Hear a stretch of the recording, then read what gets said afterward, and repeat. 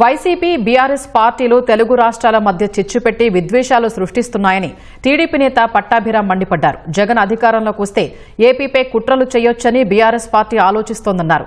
తెలంగాణ రైతుల్ని కలుపుకుని సీమకు నీరు ఇవ్వడమే కూటమి ప్రభుత్వ విధానమన్నారు.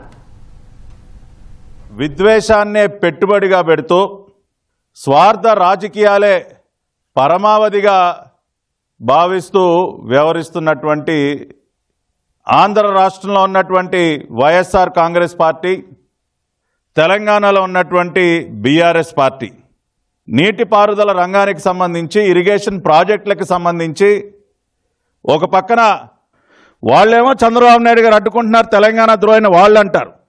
వీళ్ళేమో జగన్మోహన్ రెడ్డి తన పత్రిక ద్వారా తెలంగాణకు ఏదో దోచిపెట్టేస్తా ఉన్నారు, 16 ప్రాజెక్టులు గ్రీన్ సిగ్నల్ ఇచ్చేశారు, అసలు ఏమీ కూడా అడ్డుకునే ప్రయత్నం చేయట్లేదని వీళ్ళు రాస్తారు. ఇంకొక విషయం కూడా అడగాలి. రాయలసీమ ఎత్తిపోతల గురించి మాట్లాడుతూ ఉన్నారు. గతంలో రాయలసీమ ఎత్తిపోతల పథకానికి సంబంధించి ఎన్జిటి దాన్ని అడ్డుకున్నప్పుడు ఎందుకని దాన్ని క్లియర్ చేయించలేకపోయారు? తెలుగువారు ఎక్కడున్నా సరే బాగుండాలి, 2 రాష్ట్రాలు కలిసి ప్రయాణం చేయాలి, 2 రాష్ట్రాలు కలిసి వృద్ధిలోకి రావాలి, అభివృద్ధి సాధించాలి, 2 రాష్ట్రాల ప్రజలు సుఖ సంతోషాలతో ఉండాలని ఈ సంక్రాంతి పండుగ సందర్భంగా అయినా సరే మీ బుద్ధులు మార్చుకుని వారందరికీ కూడా హితవు పలుకుతూ ప్రజలందరినీ కూడా ఈ కుట్రలను అర్థం చేసుకుని తెలియజేస్తున్నాను.